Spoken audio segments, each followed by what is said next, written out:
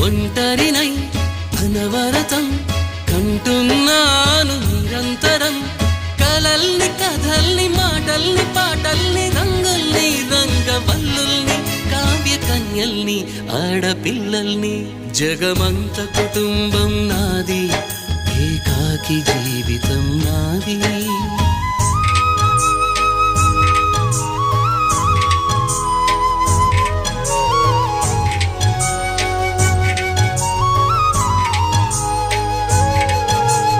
ఇంటికి కంటిని నేనై కంటను మంటను నేనై ఇంటికి కంటిని నేనై